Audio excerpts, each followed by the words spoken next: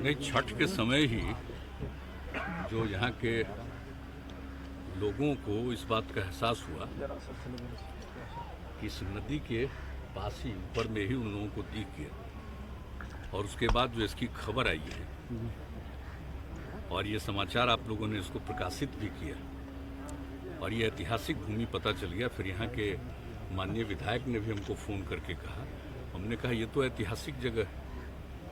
और ये archaeological site है, इसके लिए तत्काल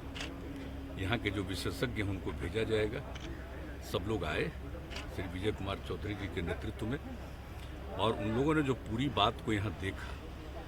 उसका थोड़ा जो प्रारंभिक अध्ययन किया और अध्ययन करने के बाद जो इसके बारे में जो जानकारी मुझको दी, मुझे इतनी खुशी हुई कि तो भाई ऐतिहासिक भूमि है और ये तो साबित हो गया है। इसलिए अब इसको आगे भी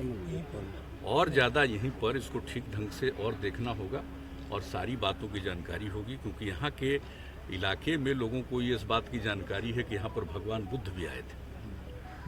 तो जैसे ही हमको इसके बारे में जानकारी मिली थी, मेरे मन में एक बात आई कि कहीं ये भगवान बुद्ध के समय का तो नहीं, और फिर पता चला कि 2600 साल पुराना, तो मतलब तो वही हो गया। और फिर यहाँ के गांव के बारे में भी जब बात पूरी जानकारी मिल गई है, तो बहुत आप समझ लीजिए जो ऐतिहासिक बात है वो बात अब सामने आ जाएगी, और इसका जो पौराणिक इतिहास है और इस बात को जान लीजिए। अब आप समझ सकते हैं कि बिहार के विभिन्न कोने में क्या मतलब पौराणिक चीज़ें हैं और क्या इसका ऐतिहासिक महत्व है। तो ये देख करके इतनी खुशी होती है, प्रसन्नता होती है कि भले ही लोग बिहार की आज उपेक्षा कर रहा हो, लेकिन ये बिहार के विभिन्न हिस्सों में क्या था और सब कुछ था। तो देख करके जैसे ही ये बात हुई तो मेरे मन में था कि हम जा करके भी देखेंगे। अब कल तो तय था, तो कल का मौसम खराब था तो नहीं आ सके, फिर हमने कहा आज ठीक होगा तो आज जाएंगे। तो आज आ गए और देख लिया, और मैंने सब लोगों से बातचीत भी कर ली है, और इसके लिए जो नदी का धार वहाँ से है उसके बारे में यह भी बात हुआ कि 95 के पहले जो पुराना धार था उसी को फिर से निर्मित किया जाए, ताकि ये इलाका अगर और ज़्यादा इसको अनुसंधान करने के लिए और अगर कहीं खुदाई करनी है तो उसको करने के लिए, और फिर जो गांव तक का इलाका है सब पर नज़र रख के कुछ न कुछ किया जाएगा। तो ये बहुत ही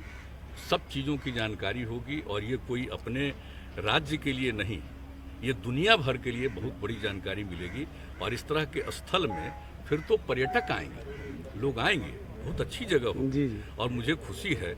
मैं इस धरती को प्रणाम करता हूँ, और हमारे जो भी विशेषज्ञ हैं इस काम को कर रहे हैं, हमारे जिला प्रशासन के लोग काम कर रहे हैं, और जितने लोग हम सब लोगों को कहेंगे, जितने भी हमारे जो भी राजनीतिक साथी सब लोग हैं, सब लोगों को कहेंगे कि इन सब चीज़ों पर बहुत अच्छे ढंग से इसके बारे में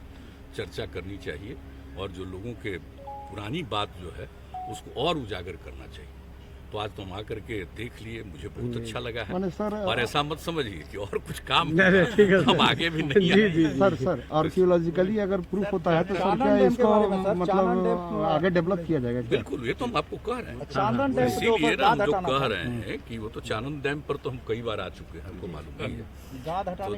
हाँ, वही उसी के बारे में भी, उसके बारे में हमने पूछा उन सब चीज़ों के बारे में, और ये कहा है। अभी माननीय मंत्री जी भी आए हुए, विजय कुमार चौधरी जी, जो पहले देख रहे थे 10 से 15 तक के बीच में, पुनः ये देख रहे हैं।